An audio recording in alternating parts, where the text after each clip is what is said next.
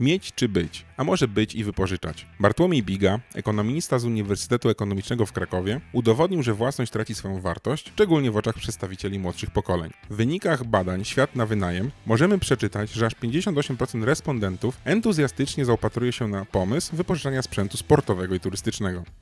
A jak na tę kwestię wypożyczenia sprzętu nurkowego zaopatruje się nasz dzisiejszy gość? Czy to bezpieczne? A może lepiej jednak posiadać wszystko? Łukasz Targowski to miłośnik kotów, dobrej zabawy, koszulek z diabłem tasmańskim i soku pomidorowego. Oprócz tego jest też instruktorem nurkowania, który nie znosi byle jakości i chodzenia na skróty. O temacie dzisiejszego odcinka wie wiele, nie tylko dlatego, że sam jest nurkiem, ale również dlatego, że pasjonują go modele biznesowe. A no właśnie, czy wypożyczalnia sprzętu do podwodnej zabawy to dobry biznes? Zapraszam do wysłuchania naszej rozmowy. Podcast z podwody. Rozmowy o nurkowaniu, sprzęcie i eventach nurkowych. Kieruj się pod wodę. Cześć Łukasz. Cześć Kamil. Powiedz mi, gdzie ostatnio nurkowałeś? Wiesz co, ostatnio nurkowałem na Honoradce i nie było w tym nic dziwnego, bo w zasadzie jesteśmy tam cały sezon, gdzieś tam od czerwca. Ciebie, nie? Tak, no i przede wszystkim miejsce, które gdzieś tam zyskało dosyć mocno, można powiedzieć, podczas pierwszej gdzieś tam wizyty i taka trochę miłość od pierwszego wejrzenia. Jak już zaczęliśmy, tak w tym momencie faktycznie gdzieś tam to, co oferuje pod wodą, przekonało nas do tego, żeby faktycznie gdzieś tam związać się bardziej i przede wszystkim robimy tam szkolenia, robimy intra, więc generalnie jesteśmy dosyć często. Natomiast jeżeli chodzi o mówiłem trochę wyjątkowo, bo ostatnio właśnie trochę odpoczęliśmy po dosyć ciężkim sezonie i gdzieś tam nurkowaliśmy w różnych innych miejscach, głównie województwa lubuskiego, różne jeziora poznawaliśmy. Okej, to był taki wyjazd rekreacyjny czy szkoleniowy teraz? Taki miks trochę, bo był kurs przeprowadzany z suchego skafandra i trochę było skuterowo i rekreacyjnie, bo to tak i sobota i niedziela, więc się zebrało. Tak, dokładnie. Jakieś szukanie, nie wiem, magicznego 50 metra czy wielkiego suma? Szukaliśmy śmigłowiec, a tak na poważnie nie. Generalnie mieliśmy faktycznie gdzieś tam przede wszystkim za cel tutaj kolegów nauczyć, jak bezpiecznie, że tak powiem, w tych suchych skafandrach, o których przed momentem rozmawialiśmy, jak w nich nurkować. Oprócz tego gdzieś tam faktycznie jakieś wycieczki porobiliśmy, więc gdzieś tam się poprzeplatało tych nurkowań tam kilka dziennie, więc tak to wyglądało mniej więcej. I jaka wizurka była fajna, czy to sezon jeszcze zimowy taki, nie? Wiesz co, całkiem dobra. Gdzieś tam koło tam powiedzmy 5-6 metrów. Wiadomo, akurat mieliśmy trochę pecha, bo dosyć mocno wiało, więc tak dla osób, które po raz pierwszy nurkują w suchym skafandrze i wchodzą w nim do wody, w momencie, kiedy jest ta dosyć wysoka fala, no to nie było to do końca komfortowe, Natomiast pod wodą na szczęście, że tak powiem... Wiatr ustał. Tak, wiatr ustał i tak jak na początku wchodziliśmy, myślę sobie, o kurczę, nie mają łatwo. Nie mieli, natomiast było lepiej niż się spodziewaliśmy, więc Honoradka nie zawodzi. Super. Tematem dzisiejszego odcinka jest w sumie pytanie jednej z naszych słuchaczek. Jak wiemy, sprzęt nurkowy jest drogi. Nie oszukujmy się, tak? Chyba najtańsze są tylko zwykłe skarpetki do suchego skafandra, tak mi się wydaje. I rękawiczki, chociaż tak. Stwierdziliśmy, że wcale takie tanie nie są. Nie? No i pytanie, które się zawsze pojawia, to jest tych pytań jest wiele. Jednym z nich jest kupować czy wypożyczać sprzęt nurkowy, tak? Mhm. Co kupić najpierw? Co warto kupić? Co nie warto kupić? No i właśnie o tym chciałbym sobie z tobą porozmawiać. No i tak zacznijmy od tego, no właśnie, zaczynam kurs w dowolnej federacji. Czy już muszę kupować jakiś sprzęt, czy lepiej sobie go zacząć wypożyczać? I kiedy jest ta bariera, dobra, warto coś kupić i co kupić? Mhm. Wiesz co, jeżeli chodzi o ten moment przed, nazwijmy to, kursem, do kąpielówki. Trochę tak. Tak, powinieneś być generalnie przygotowany jak na zajęcia basenowe, ewentualnie jak na plażę, ale jeżeli chodzi o sprzęt stricte nurkowy, to wygląda to w ten sposób, że troszkę zależy to od tego, gdzie zamierzasz robić, bo też orientowałeś się, jak to wygląda, zanim zacząłeś nurkować i wiesz doskonale, że na rynku są różne sytuacje. Tak. Są takie sytuacje, w których powinieneś sprzęt mieć. To jest oczywiście pierwsza sytuacja, ona jest powiedzmy bardzo rzadka, więc nie będziemy się na niej skupiać. W pozostałych przypadkach to jest tak, że albo powinieneś mieć albo sprzęt jest zapewniony przez w tym momencie organizatora, albo częściowo w tym momencie powinieneś mieć, a częściowo jest to po stronie organizatora, nie? Nie wiem, to już jak ty myślisz, natomiast z mojego punktu widzenia chyba częstszą sytuacją jest to, że jednak gdzieś jakiś sprzęt jest wymagany. Najczęściej jest to, mówimy tutaj o masce, mówimy tutaj o ABC. Czasami możemy też spotkać takie sytuacje, że na przykład gdzieś jest wymagana pianka, bądź na przykład buty. To już jest dosyć indywidualnie. Jest też sytuacja, w której faktycznie organizator zapewni cały sprzęt. Nie musisz mieć nic. Różne tutaj aspekty, czy ten sprzęt jest w cenie, czy jest możliwość wypożyczenia odpłatnego, to już jest mniej istotne. Natomiast no, tak wygląda to na rynku. W tym momencie najczęściej pada pytanie, to czy powinienem coś mieć? I my akurat wychodzimy z założenia, że nie tyle uważamy, że powinieneś mieć jakąś część, co więcej odradzamy raczej posiadanie własnego sprzętu, dlatego że uważamy, że w kursie uczysz się nie tylko o sprzęcie, o podstawach, o tym, jak jest zbudowany, jak go złożyć, konserwować itd., ale też powinieneś dowiedzieć się, na co zwrócić uwagę podczas zakupu. W związku z powyższym nie ma sensu trochę wychodzić przed szereg i kupować sprzętu przed kursem. Lepiej w tym momencie faktycznie się dowiedzieć, na co zwrócić uwagę i później nieco bardziej świadomie wybrać. Oczywiście mówię to z swojego doświadczenia, który na kursie już prawie wszystko miał, ale nie chciałbym też uogólniać tego, tak to mniej więcej wygląda. Myślę podobnie, bo idąc na kurs nurkowania w sumie nie miałem pojęcia, czym jest, nie wiem, fajka, maska, skrzydło, jacket, czym to się różni, a ceny też są przerażające niektórych części i faktycznie po kursie, po kilku tych nurkowaniach człowiek zaczyna rozumieć, co jest mu potrzebne tak naprawdę, że to było skrzydło fajne, bo czarne, ale jednak płyta jest za szeroka i nie mieści się do skrzyni, tak? Cały czas wracam do mojego sprzętu. Kupowanie za wcześnie niektórych rzeczy. No i właśnie to jest to pytanie, czy wypożyczać? Nie wiem, ile nurkowań w roku, miesięcy trzeba by robić, żeby warto było kupić swój sprzęt, albo jest taki sprzęt, który warto mieć swój po prostu i nie ma sensu go wypożyczać, nie wiem, nawet ze względów higienicznych, powiedzmy. Dokładnie. Wiesz co, ja bym tutaj oczywiście upraszczam, ale widzę takie powiedzmy 3 etapy, nazwijmy to, takiej świadomości sprzętowej, nazwijmy to w ten sposób. Pierwsza to jest taka wtedy, kiedy mamy zaplanowany kurs, czekamy już na niego, albo po prostu mamy w planach, już podjęliśmy decyzję, no i już tam przebieramy nóżkami, pytamy, a czy tam może, tak jak ostatnio właśnie jeden z kursantów się odezwał, a czy tam powiedzmy kupić piankę taką, 7, czy może 5 i to jest taki etap braku bądź ograniczonej świadomości tej sprzętowej. Jeszcze do końca nie wiemy, czy w ogóle powinniśmy mieć. Często się dowiadujemy na tym etapie, gdy już podjęliśmy decyzję, no bo często pada to pytanie, a czy powinienem, czy sprzęt jest zapewniony, co powinien mieć. Natomiast są osoby, które w tym momencie chcą mieć jakiś własny sprzęt. Tak było w moim przypadku i w tym momencie często się pojawiają już faktycznie na tym kursie ze swoim własnym sprzętem. Natomiast jeżeli chodzi o ten etap pierwszy, on się mniej więcej powinien zakończyć po kursie podstawowym. Wtedy, kiedy dowiedzieliśmy się faktycznie, na co powinniśmy zwrócić uwagę, więc ten etap drugi, nazwijmy to jest mniejszej bądź większej, ale już świadomości.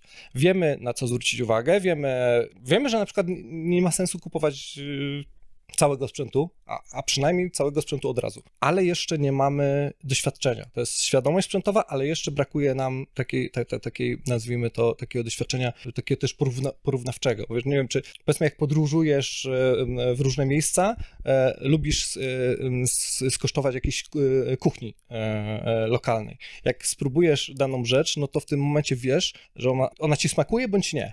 Zgadza się, tak. Jeżeli ci smakuje, no to powinieneś spróbować tej samej jakiejś potrawy w różnych miejscach, żeby stwierdzić, no okej, ona nie smakuje, ale powiedzmy gdzieś tam zapiekana albo inaczej podana, inaczej, inne przyprawy i tak dalej, sprawiają, że w tym momencie masz skalę porównawczą. I dochodzimy do tego punktu, nazwijmy to takiej, nie chcę powiedzieć pełnej świadomości, ale takiego świadomego wyboru. Więc jeżeli mielibyśmy się zastanowić, czy warto na przykład po kursie podstawowym zakupić dany sprzęt i tak dalej, to uważam, że nie do końca. Lepiej w tym momencie faktycznie przeznaczyć ten czas raz na zdobywanie, powiedzmy, doświadczenia związanego tutaj z opływaniem, z pływalnością, z szlifowaniem umiejętności, zdobywaniem doświadczenia, ale przy okazji też sprawdzaniem różnych opcji, które są dostępne, wiesz, jacket, skrzydło, to jest jeden z przykładów. Maska dwuszybowa, jednoszybowa, jakaś sferyczna, z ciemnym silikonem, transparentna, kolorowa i tak dalej. I w momencie, kiedy faktycznie jesteśmy świadomi, wtedy jest najlepszy de facto moment do tego, żeby taki zakup poczynić. Oczywiście pamiętajmy też, że są osoby, które faktycznie nie wpisują się tutaj w ten proces, nazwijmy to, bo są osoby, które po prostu chcą i możesz przekonywać ludzi. Teraz właśnie a propos tej honoratki, robiliśmy kurs na suchy skafander z 2 osobami, które chciałem mieć od początku, więc w tym momencie nie dość, że w tym momencie robiliśmy kurs na suchy skafander, który był dla nich w tym momencie chrzestem tego skafandra, to jeszcze dodatkowo całe wyposażenie od skrzydła przez właśnie suchy skafander, automaty, to wszystko mieli nowe. Ale to jest, powiedzmy, że raczej mniejszość, nie? Najczęściej jednak polecamy tą taką drogę bardziej rozłożoną w czasie. To też ma taki cel też, żeby sprawdzić faktycznie, na ile to nurkowanie nas jara, a na ile to jest jakaś, powiedzmy, zajawka życiowa, bo to różnie bywa, nie? No, zgadza się, tak się właśnie też zastanawiam, kupić suchy skafander i nurkować w nim raz do roku. On na już przykład. kupiłeś. No tak. No bo ja chciałem. W sumie nie chciałem, ale no. Dokładnie. I to, czy podoba mi się taka droga ewolucji, nie rewolucji, tak? Dokładnie. No bo fakt, wydać pieniądze, a potem się okaże, że nie jara mnie w ogóle to nurkowanie. Nie albo uniknąć błędów, nie? Tak. Które sam poczyniłem. Mam mnóstwo sprzętu, który po jakimś czasie zmieniłem. Okej, w moim przypadku to nie jest problem, bo w tym momencie korzystają kursanci, którzy mają różnych, że tak powiem, rozwiązań skorzystać. Natomiast w większości przypadków wygląda to w ten sposób, że robimy pewne błędy, może nawet nie nazwałbym tego błędami, bo to pewne decyzje, które są, za którymi stoją nie do końca, powiedzmy, świadome wybory, nie do końca, powiedzmy, poznane rozwiązania. No zgadza się, ja wybrałem skrzydło, było czarne. O, i było. I było, tak. No i po pierwsze było dostępne, po drugie było czarne i teraz wiem, że potrzebuję czegoś innego tak naprawdę. Więc zgadzam się z tym podejściem. No ale są takie elementy, wydaje mi się, że maska, to raczej można chyba kupić sobie na start maskę. Tak, to jest rzecz, nie chcę powiedzieć, że to jest jedyna rzecz, którą rekomendujemy, ale to jest rzecz, którą faktycznie warto. Z różnych powodów. Powody higieniczne, powód ekonomiczny, nie jest to drogi zakup. Jak i będziemy nurkować, może i tak się przyda gdzieś tam na Dokładnie basenie, tak, coś. jakiś snorkeling na basenie, więc to warto mieć. Natomiast co dalej, to trochę zależy od takich indywidualnych też aspektów, nie? Bo oczywiście są osoby, które na przykład miały jakąś historię przed rozpoczęciem kursu nurkowego. Mogły robić intro w Polsce, na basenie, w jeziorze, kamieniołomie, mogli to robić gdzieś podczas wyjazdu jakiegoś w ciepłe kraje, na przykład Egipt.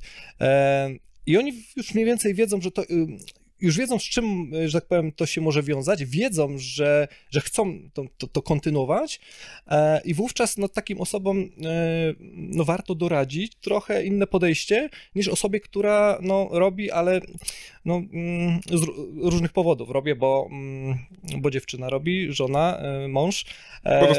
Bo dostałem voucher. Bo to kiedyś było moje marzenie, ale że tak powiem, priorytety się zmieniają. W międzyczasie też inne zainteresowania doszły, więc takim bezpieczniejszym rozwiązaniem jest faktycznie, tak jak mówisz, taka ewolucja sprzętowa i faktycznie od tej maski warto zacząć, a później stopniowo, wiesz, to też jest tak, że są osoby, które, tak jak wspomniana osoba, która pyta o piankę, może się pod tym kryć na przykład to, że ktoś na przykład jakąś silną potrzebę do tego, żeby mieć element, który jest, nazwijmy to, blisko ciała, własny. Chcę mieć nowe. Ja sam miałem takie podejście, że w tym momencie chciałem mieć i ja i tak wiedziałem, że mi się to spodoba. Nie wiedziałem aż tak, ale więc w tym momencie faktycznie już na kurs swoją piankę miałem, nie? Ale to zwykle jest tak, że patrząc z perspektywy doświadczenia po tej drugiej stronie, uważam, że większość, nazwijmy to, są to osoby, które powinny, że tak powiem, odpuścić problemy związane z wyborem sprzętu, tylko zacząć i sprawdzić, czy to jest dla nich, a jeżeli tak, to w jakim stopniu. No tak, pieniądze zawsze zdąży się wydać. Dokładnie. Dobra, czyli maska. A po masce jaki kolejny element byś rekomendował, żeby kupić? Wiesz co, to zależy. Bo zawsze pada pytanie, płetwy czy na przykład automat?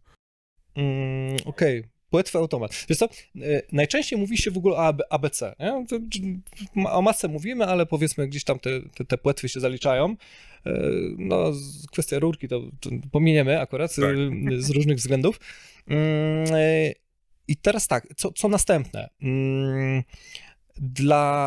Trochę to zależy na przykład od tego, gdzie zamierzamy nurkować. No właśnie, są osoby, które przychodzą i mówią, ok, chcę zrobić kurs tutaj, wiem, że nie będzie lipy, chcę się dobrze nauczyć, ale słuchajcie, od razu mówię, o tych sucharach to tam w ogóle mi nic nie mów, bo ja chcę nurkować podczas tam 2 wyjazdów roku. Tak, Meksyk, Bali, Tajlandia. Dokładnie. I on już tam spróbował gdzieś tam, Malezji gdzieś i on wie, że dlatego potrzebuje ten kurs. No to w tym momencie, wiesz, no, rozmowa o suchych skafandrach, tego typu rzeczach. No, i systemie grzewczym. Tak, nie ma sensu do końca, nie?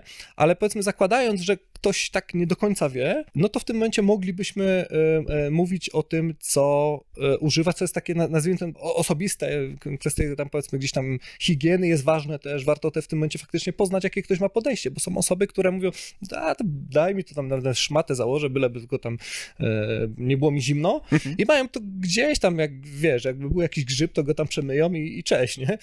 Natomiast są osoby, które, no, wiesz, w tym momencie pytają, czy tam się nie zarazi czymś, czy może warto włożyć jakąś koszulkę pod spód, no to wówczas dla takich osób rekomendowałbym zakup własnej pianki, rękawiczek neoprenowych, czy butów neoprenowych, zwłaszcza butów, bo to jest taki element, który w tym momencie sprawi, że ten komfort danej osoby wzrośnie poprzez to, że wyeliminujemy ten błąd związany z tym, że no jednak to jest takie trochę niehigieniczne, bo jak wiesz, no jest takie powiedzenie, że nurkowie się dzielą na tych, którzy sikają do pianki i którzy się do tego nie przyznają. Zgadza się. Oczywiście to nie jest prawda. Są tacy, co się przyznają. Tak. Jeden z moich instruktorów miał tak samo jak ja, że co by się tam nie działo, to jednak tego nie zrobią i gdzieś tam, ja jako dziecko, wiesz, wychodziłem jako taki 4-latek wybiegający z morza i biegł na wydmy, żeby zrobić siku, na przykład, nie? Są osoby, które po prostu uważają, że to nie do końca jest fajne i szanuję. Natomiast tak, jeżeli chodzi właśnie o te aspekty, to warto od tego zacząć. Gdzieś tam później mówimy o płetwach. Dużo zależy też, widzisz, bo niestety nie dam ci takich jednoznacznych konkretnych odpowiedzi. No, nie ma ich w sumie. Tak, bo też pojawiają się one gdzieś tam na rynku, natomiast jestem daleki od szablonów, raczej cechuję się takim indywidualnym podejściem i żeby faktycznie gdzieś tam wybrać jakiś kierunek, to musimy daną osobę poznać, nie? Jakie ma gdzieś tam oczekiwania i jak patrzy na pewne rzeczy też. To jest istotne, nie? Są osoby na przykład, które często zaczynają od komputera. Automat później, jeżeli pytasz tam płetwy automat później, komputer, bo chcą mieć na przykład tą czarną skrzynkę, chcą mieć historię swoich nurkowań od początku, żeby tam sobie później jeszcze zgrać i tak dalej, analizować to wówczas ten komputer jest ważny. No, oczywiście można go pożyczyć. Często wybieramy takie, nazwijmy to, bezpieczne rozwiązania, jeżeli chodzi o komputery i możemy faktycznie bez jakiegoś tam testowania wielu aspektów, trochę upraszczam oczywiście, bo nie chcę tutaj za bardzo tutaj wchodzić w to, możemy wybrać faktycznie komputer, który nam wystarczy na w zasadzie całą naszą tam, powiedzmy, karierę, zakładając do którego momentu zwykle dochodzimy. W przypadku automatu z kolei dochodzą aspekty ekonomiczne, ale też musimy pamiętać o kwestii związanej z higieną, jakby nie było, bo część osób myśli, że okej, to ja będę mieć ten swój własny ustnik i tam sobie będę przykładać. To nie jest praktyczne, jak wiesz. I tutaj jeszcze dochodzi taki element jak wygoda, bo znam osoby oczywiście, które od samego początku zakładają i takie mają podejście do życia, że oni nie kupują sprzętu. Znam kursantów takich, którzy po prostu założyli sobie w ten sposób i oni się tego trzymają. Skaczą, nie wiem, na spadochronie, jeżdżą na nartach, nurkują i oni nie kupują w ogóle sprzętu, bo wychodzą z założenia, że albo mają jakieś podejście minimalistyczne, albo po prostu nie chcą sobie z głowy zawracać takimi rzeczami, jakimiś tam konserwacją i tak dalej, tylko w tym momencie jadą i gdzieś tam wypożyczają sobie sprzęt na miejscu, czy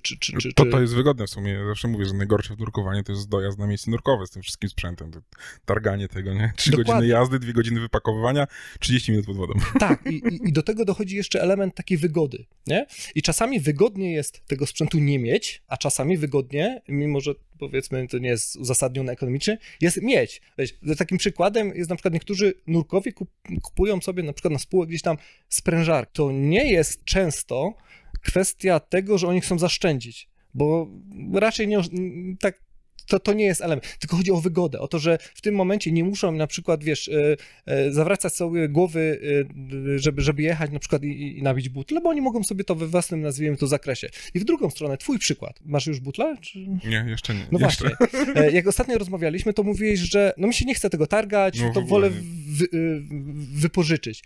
I też taki aspekt jest często decydujący, no bo wiesz, sprzedać można wszystko, słuchaj, potrzebujesz butlę, to, dzięki, następny, ale to też chodzi o to, żeby stać się pewnego rodzaju takim konsultantem, doradcą, żeby faktycznie pokazać, jak ten świat nurkowy wygląda w rzeczywistości. I w tym momencie, powiem ci, w twoim przypadku na przykład nie warto. W ogóle ten aspekt finansowy odkładamy na bok. Z jednej strony możemy się przyjrzeć i rozłożyć go w tym momencie na części pierwsze, ale to, że tobie się nie chce, nie masz warunków do trzymania i tak dalej, to są takie różne inne aspekty, nie? Więc temat wypożyczania, posiadania sprzętu i momentu też, w którym ten sprzęt mamy, jest bardziej złożony niż nam się wydaje. Nie ma prostej odpowiedzi, nie?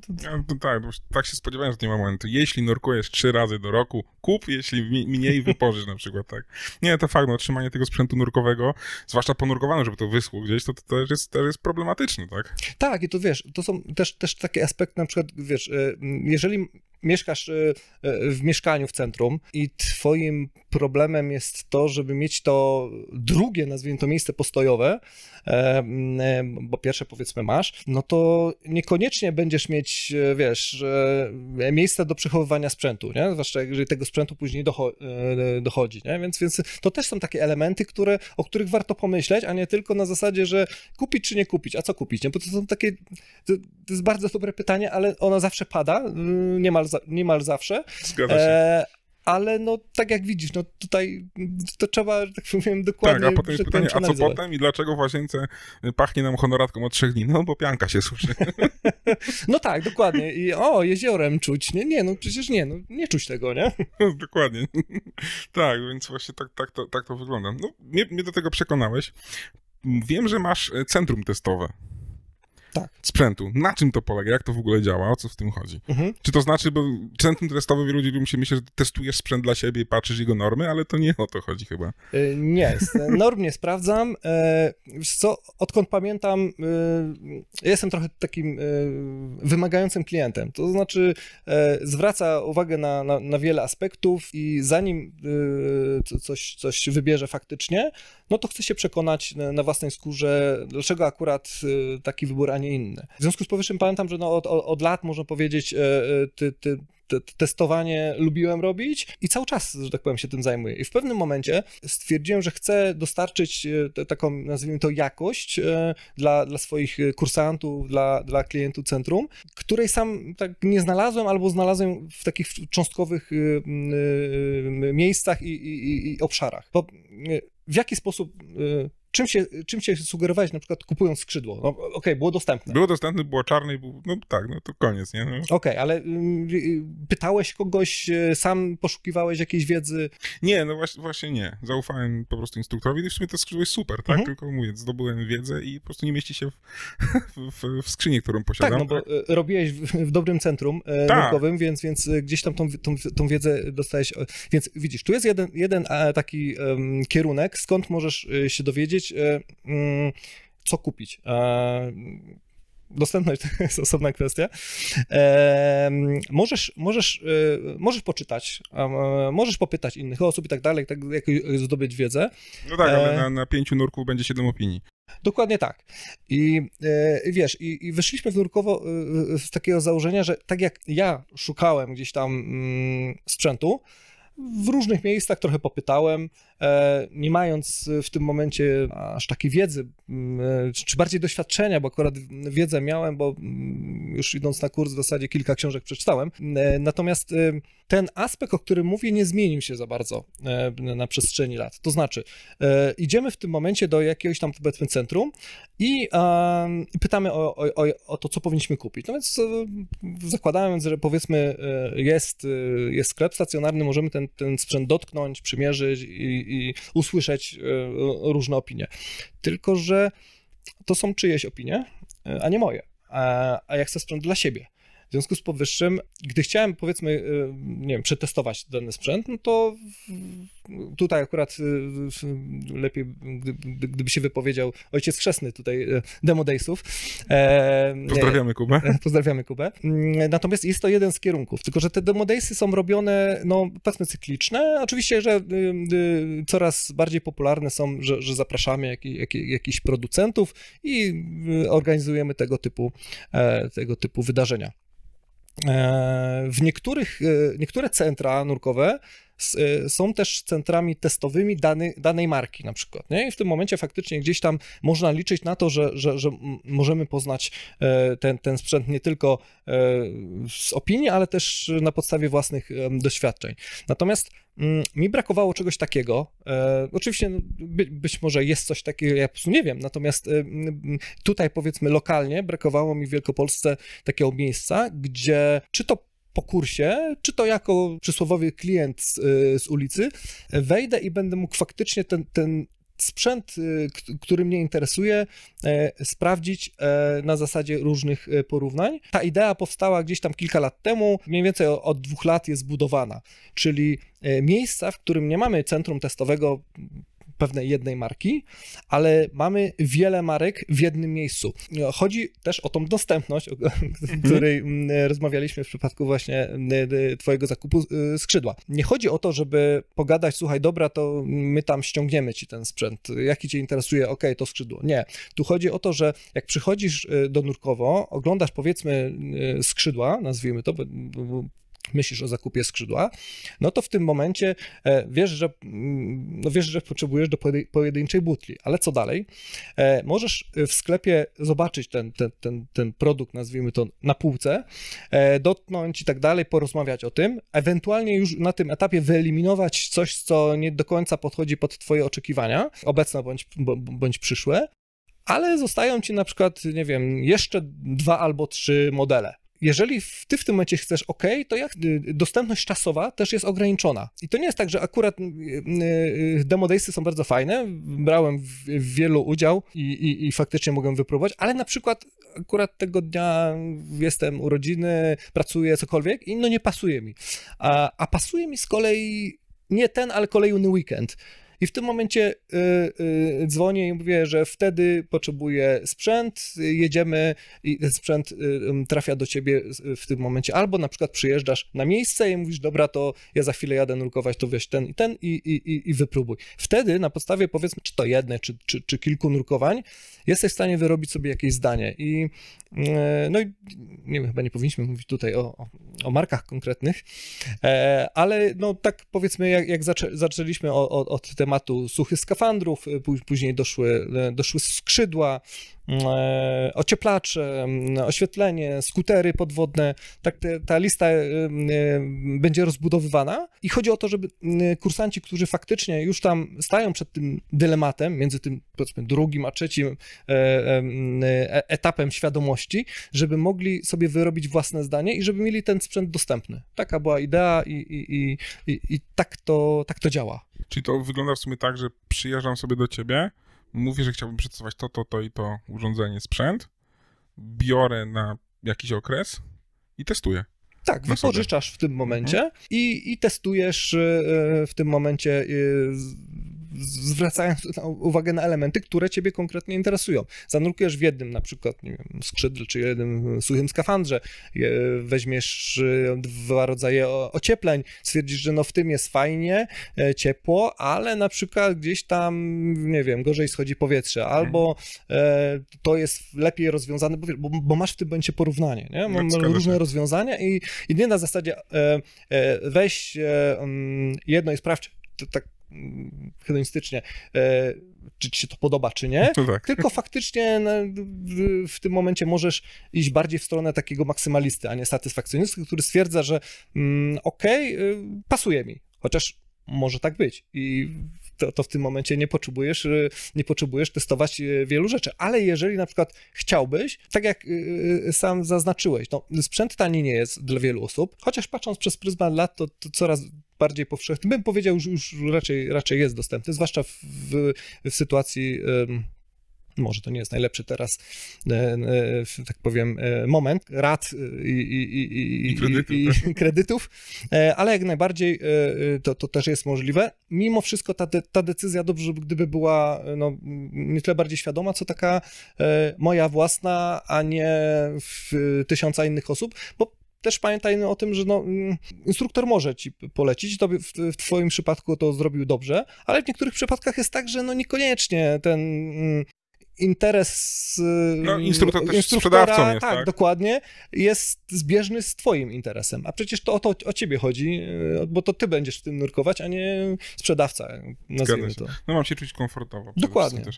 Mówisz, że też można testować skutery, to rozumiem, że przed wypożyczeniem takiego sprzętu na testowanie trzeba sprawdzić, czy ktoś ma do tego uprawnienia, tak? Oczywiście, że tak. No, w tym momencie, jeżeli chodzi w ogóle o tą przygodę skuterową, no to mamy powiedzmy takie 2 kierunki.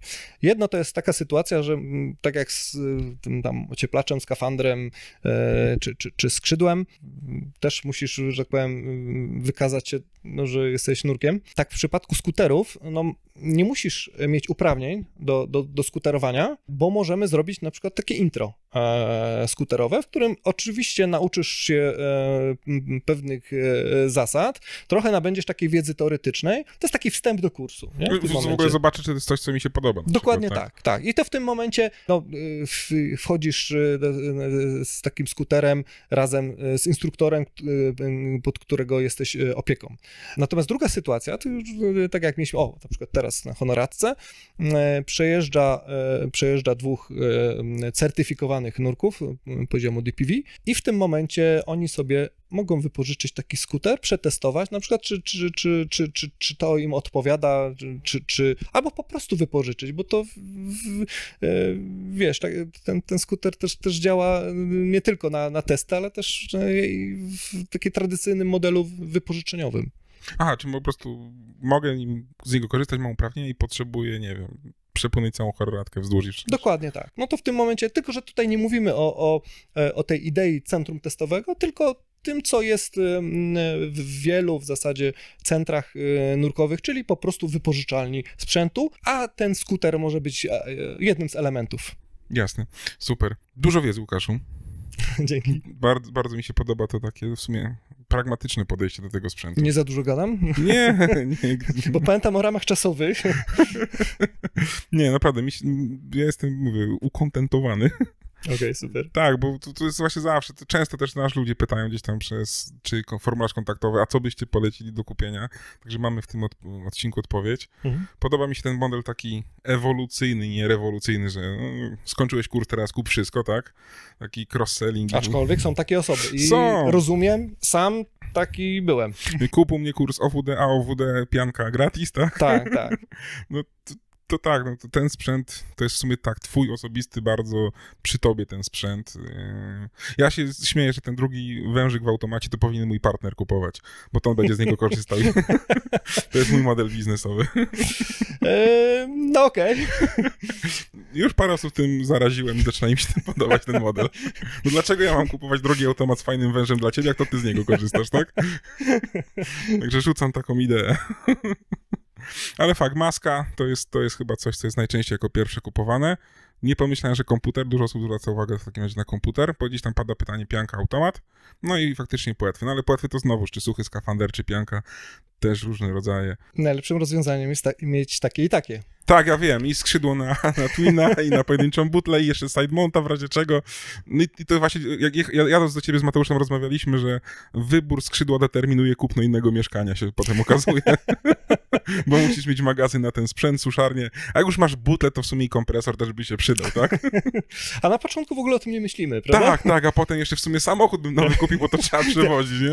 Tak, dokładnie, tak. No. A to miało być tylko hobbystyczne raz do roku zanurkowanie. No może na basen jeszcze pójdę, tak?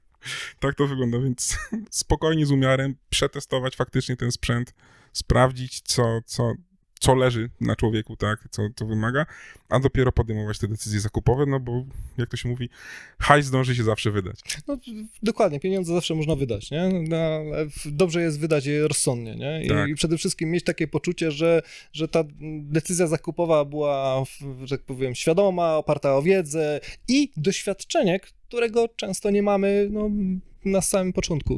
Jak jeszcze w to dorzucimy fotografię podwodną. Oj tak. To już kolejne złotówki tam gdzieś sobie lecą i tak samo, no, z umiarem, tak. Super, dzięki ci i mam nadzieję do usłyszenia w następnych odcinkach. Dzięki serdecznie. Dzięki. Dziękujemy za wysłuchanie odcinka. Każde odtworzenie, każde udostępnienie, polubienie czy komentarz to dla nas bardzo cenne wsparcie. A jeśli podoba Ci się nasza twórczość, możesz wesprzeć nas w serwisie Patronite. Mamy nadzieję, że zechcesz przyłączyć się do współtworzenia z podwody i dorzucić swoją cegiełkę do tego projektu.